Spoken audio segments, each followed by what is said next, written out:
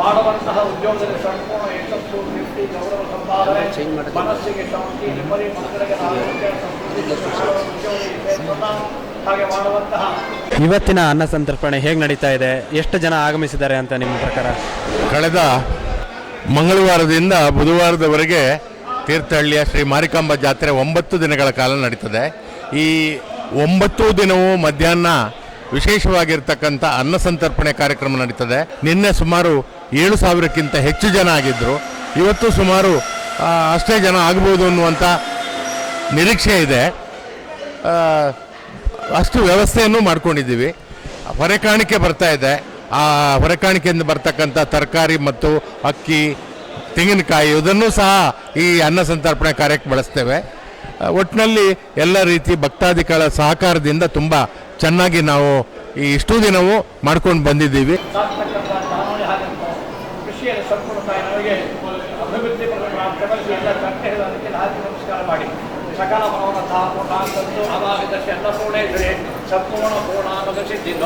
ನಮಸ್ತೆ. ಇವತ್ತಿನ ಅನ್ನ ಸಂತರ್ಪಣೆ ಹೇಗಿದೆ ಮಾರಿಕಾಂಬ ಜಾತ್ರೆ? ಪ್ರತಿ 2 ವರ್ಷಕ್ಕೊಮ್ಮೆ ನಡೆಯುವ ಇತಿಹಾಸ ಪ್ರಸಿದ್ಧ ತೀರ್ಥಹಳ್ಳಿ ಮಾರಿಕಾಂಬ ಜಾತ್ರೆ ಇವತ್ತು 5ನೇ ದಿನಕ್ಕೆ ಪ್ರವೇಶ ಮಾಡ್ತಾ ಇದೆ.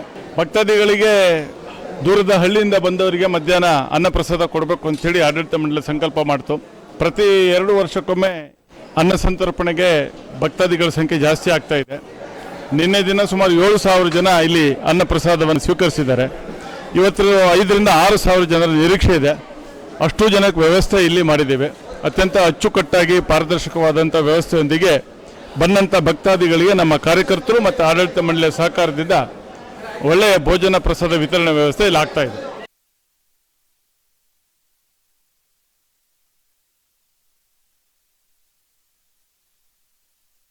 ಇವತ್ತಿನ ಮತ್ತು ನಿನ್ನೆಯ ಕಾರ್ಯಕ್ರಮಗಳು ಏನಿತ್ತು ಮಾರಿಕಾಂಬಾ ಜಾತ್ರೆಯಲ್ಲಿ? ಪ್ರತಿ 2 ವರ್ಷಗಳಿಗೊಮ್ಮೆ ಅಮ್ಮನವರ ಸನ್ನಿಧಿಯಲ್ಲಿ ವಿಶೇಷವಾದಂಥ ಅಮ್ಮನವರ ಜಾತ್ರೆ ನಡೀತದೆ. ಭಕ್ತಾದಿಗಳು, ದೇವಸ್ಥಾನದ ಅಧ್ಯಕ್ಷರು, ಸಮಿತಿಯವರು, ಧರ್ಮದರ್ಶಿಗಳು, ಸದಸ್ಯರು ಹಾಗೆ ಎಲ್ಲ ಭಕ್ತರು ಸೇರಿ ಈ ಒಂದು ವಿಶೇಷವಾದಂಥ ಅಮ್ಮನವರ ಸೇವೆಯನ್ನು ನಿರಂತರವೂ ಕೂಡ ವೈಭವ ವಿಜೃಂಭಣೆಯಿಂದ ನಡೆಸಿಕೊಂಡು ಬರ್ತಾ ಇದ್ದಾರೆ. ಕಾಲ ಕಾಲಕ್ಕೆ ಭಕ್ತಾದಿಗಳು ವಿಶೇಷವಾಗಿ ಅಮ್ಮನವರಿಗೆ ಸೇವೆಯನ್ನು ಸಲ್ಲಿಸ್ತಾ ಇದ್ದಾರೆ. ನಂಬಿದ ಭಕ್ತರನ್ನು ಸದಾಕಾಲವೂ ರಕ್ಷಣೆ ಮಾಡಿ ಅವರ ಇಷ್ಟಾರ್ಥವನ್ನು ನೆರವೇರಿಸಿಕೊಂಡು ತನಗೆ ಬೇಕಾಗಿರ್ತಕ್ಕಂಥ ವಿಶೇಷವಾದಂಥ ಧಾರ್ಮಿಕ ಕಾರ್ಯಕ್ರಮ, ಸಾಂಸ್ಕೃತಿಕ ಕಾರ್ಯಕ್ರಮ ಹಾಗೆ ಅನ್ನದಾನ, ಭಜನೆ ಇತ್ಯಾದಿ ಕಾರ್ಯಕ್ರಮಗಳು ಈ ಒಂದು ಜಾತ್ರೆಯ 9 ದಿನಗಳು ನಿರಂತರವಾಗಿ ನಡೀತಾ ಇದೆ. ಮೊದಲನೇ ದಿನ ಜಾತ್ರೆಯನ್ನು ಸಾರದು, 2ನೇ ದಿನ ವಿಶೇಷವಾದಂಥ ಪೂಜೆ ಪುನಸ್ಕಾರಗಳು ಹಾಗೆ ಪಾರಾಯಣ, ಸಹಸ್ರನಾಮ, ಅಷ್ಟೋತ್ತರ, ಅತಿಶತಿ, ಕಲ್ಪೋಕ್ತ ಪೂಜೆ ಎಲ್ಲ ಪೂಜೆಗಳು ಕೂಡ ನಡೀತವೆ. ಭಕ್ತಾದಿಗಳಿಂದ ಅನ್ನ ಸಂತರ್ಪಣೆ, ಮಹಾ ಅನ್ನ ಸಂತರ್ಪಣೆ, 1 ದಿನದ ಅನ್ನ ಸಂತರ್ಪಣೆ ಸೇವೆ, ಸರ್ವ ಸೇವೆ, ಸರ್ವಾಲಂಕಾರ, ಅಲಂಕಾರ, ಹೂವಿನ ಪೂಜೆ, ಕುಂಕುಮಾರ್ಚನೆ, ಗದಿಗೆ ಪೂಜೆ, ಪಾನಕ ಸೇವೆ ಇತ್ಯಾದಿಗಳೆಲ್ಲ ಭಕ್ತರೇ ಮಾಡಿಕೊಡ್ತಾ ಇದೆ. ಭಕ್ತರಿಂದಲೇ ಎಲ್ಲವೂ ಕೂಡ ನಡೀತಾ ಇದೆ. ಅವರ ಒಂದು ಸಹಕಾರದಿಂದಾಗಿ ಈ ಒಂದು ಜಾತ್ರೆಯನ್ನು ಇಷ್ಟೊಂದು ಚೆಂದ ಕಾಣಿಸೋದಕ್ಕೆ ಅವಕಾಶ ಆಗಿದೆ.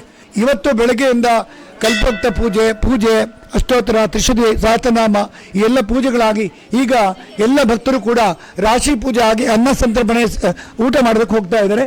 ಅವರೆಲ್ಲ ಊಟ ಮಾಡಿ ಬಂದ ನಂತರ ಅವರೆಲ್ಲ ವಿಶೇಷವಾದಂಥ ಸೇವೆಗಳನ್ನು ಕೊಟ್ಟಿದ್ದಾರೆ.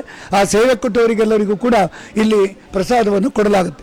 ನಾಳೆ ವಿಶೇಷವಾದಂಥ ಕಾರ್ಯಕ್ರಮಗಳು ದೇವಸ್ಥಾನದಲ್ಲಿ ಧಾರ್ಮಿಕ, ಸಾಂಸ್ಕೃತಿಕ ವಿಶೇಷವಾದ ಕಾರ್ಯಕ್ರಮ ನಡೀತದೆ.